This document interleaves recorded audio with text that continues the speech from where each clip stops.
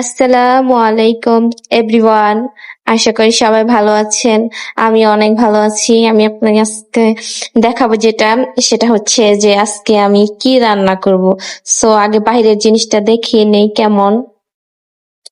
আজকে ভিউটা বেশ ভালোই ছিল, অনেক সুন্দর ছিল। এরপর দেখেন আমার মেয়ে কি করতেছে, বাহিরে কি করা হচ্ছে, এগুলো সবই ভিডিওতে দেখালাম। সো আপনারা যারা দেখবেন তারা কিছু মনে করবেন না, ভিডিওগুলো একটু দেখবেন আর বেশি বেশি শেয়ার করবেন, ওকে? এটা হচ্ছে আমাদের বাসার থাই, একটা বড় থাই। আমি এখন দেখাবো যে আসলে কি কি রান্না করব আপনাদের, ওটাই আজকে দেখাবো।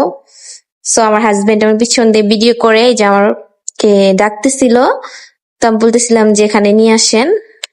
আজকে যেটা দেখাবো, আজকে আমি রান্না করব আপনার ইলিশ মাছ দিয়ে কলা দিয়ে। এটা নাকি অনেক ভালো লাগে। এই যেটা হচ্ছে ইলিশ মাছ, এখানে কলা কেটে রেখেছি। তো আমি আবার পেঁয়াজ কষাইতেছিলাম, মানে ভাজতেছিলাম তেলে, ভেজে আর কি তরকারিটা কষাবো। অবশ্যই আপনারা জানাবেন যে কলা দিয়ে ইলিশ মাছ মানে রেসিপিটা আসলে কেমন। এখানে রাখা আছে আলু কেটে রাখছি, তারপর শাক আছে। এটা হচ্ছে একদম তরতাজা নদীর মাছ, চিংড়ি মাছ, ট্যাংরা মাছ, মানে এটাও ভুনা করব। এগুলো রান্না করব একসাথে। এই যে আমার পেঁয়াজের মধ্যে মরিচ দিয়ে নিয়েছি, মানে নাড়াচাড়া দিচ্ছি, নাড়াচাড়া দিব। এবার আস্তে আস্তে সব মশলা দিয়ে নিব, আদা, তারপর আপনার রসুন বাটা, এগুলা, লবণ, মানে সবকিছু দিয়ে আর কি কষাবো। সেটা আপনাদেরকে আমি দেখিয়ে দিলাম ভিডিওতে, যে আসলে তরকারি আপনার স্বাদ হচ্ছে আপনি যত বেশি তরকারি কষাবেন, তো কষানোর মধ্যেই হচ্ছে তরকারির আসল মজা।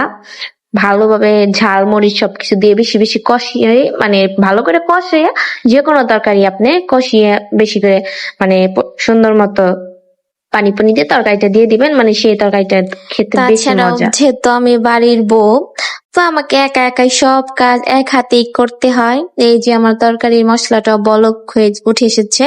ইলিশ মাছটা একটু কষিয়ে মানে রান্না করলে ভালো হয়, অনেকে ভেজে রান্না করে, আমি আবার একটু কষিয়ে রান্না করি যাতে একটু গ্রানটা মানে স্মেলটা অনেক সুন্দর হয়, মানে তরকারিটাও খেতে বেশ ভালো লাগে কষিয়ে নিলে। তারপরে হচ্ছে আপনার এই যে নাড়াচাড়া দিচ্ছি, এবার ঢেকে দিব। ঢেকে দেওয়ার পরেই যে আমার মাছটা কষানো হয়ে গেছে অলরেডি, এখন আমি এটাকে তুলে ফেলবো, বাটিতে তুলে রাখবো। এই যে মাছটা তুলেও রেখেছি সুন্দরভাবে একটা বাটিতে। এখন আমি যেটা করব সেটা হচ্ছে কলাটা এখন কষাবো আমি অনেক সুন্দর করে। যেহেতু আপনারা চাইলে কলাটা আগে পানি দিয়ে ভাপ দিয়ে নিতে পারেন, আবার অনেকে চাইলে পারেন এটাকে লবণ দিয়ে একটু মাখিয়ে রাখতে। আমি যেটা করি মাখিয়ে রাখি। আমার কষানোটাও প্রায় হয়ে গেছে, এই যে বলক উঠে আসছে, কষানোর শেষের দিকে। এখন ভাবতেছি ঝোল দিয়ে দেব। এই যে এখন ঝোলটা দিয়েই দিলাম, ঝোল দিয়ে আপনাদেরকে দেখালাম যে কতটুকু। কলার তরকারি তো বেশি ঝোল দিলে ভালো লাগবে না। এখন রান্না করব ওই যে আপনাদের চিংড়ি মাছ, ট্যাংরা মাছ দেখালাম, সেটা এখন আমি ভুনা করব আপনাদের ভাইয়ার জন্য। সে অনেক নদীর মাছ অনেক বেশি পছন্দ করে, মানে নদীর মাছ হলে কি তার আর অন্য কিছু লাগে না। এই যে আমি মাছগুলো দিয়ে নিয়েছি, মানে পেঁয়াজের সাথে ভাজতেছি, একটু ভাজলে মাছগুলো একটু শক্ত হয়ে যাবে। এরপর স্টেপ বাই স্টেপ মশলা দিব। তো প্রত্যেকটা তরকারিতে তো আমরা আদা রসুন জিরা হলুদ মরিচের গুঁড়া এগুলো দিই। সো এই মশলাগুলো দিব, দিয়ে ভালো করে নাড়বো, কষাবো। কষিয়ে মানে যেহেতু ছোট ছোট মাছ, অত বেশি কষানোর দরকার নাই, অল্প একটু কষিয়ে ঝোল দিয়ে দিব। এই যে আমি ঝোল দিয়ে দিছি, আমার কষানোর মধ্যে বলক আসতেছে। নদীর মাছ তো অনেকটা বেশি ভালো লাগে। এই যে আমার কলার তরকারিও হয়ে গেছে, আপনাদের দেখাচ্ছি, বলক উঠে এসেছে। আমি এখন নামাবো, হয়ে গেছে, নামিয়ে আর কি সবাই মিলে এখন খাবো। এরপরে এই যে আমার চিংড়ি মাছের স্পেশাল লোকের জন্য যে রান্না, সেটা হয়ে গেছে। এই যে আমি এটাও নামিয়েছি, আপনাদেরকে দেখাচ্ছি।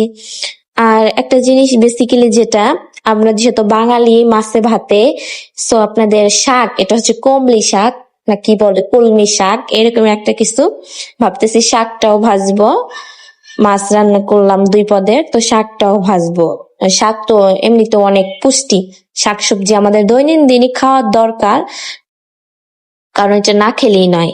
এই যে আমার শাকটাও কমপ্লিট, শাকটাও ভাজা শেষ, সেটাও আপনাদের সাথে আমি শেয়ার করলাম। এখন আমি আমার মেয়ের জন্য কি রান্না করব সেটা দেখাবো। এটা হচ্ছে আমার মেয়ের জন্য পাঙ্গাস মাছ, মানে কাটা নেই, পছন্দ করে। শেষে বেশি বেশি আপনারা একটু দেখবেন, কমেন্ট করবেন প্লিজ, আর বেশি বেশি একটু শেয়ার করবেন। এটা কলা, তাতে চিনি নিয়ে আপনারা সবাই বেশি বেশি খাবেন। Thank you.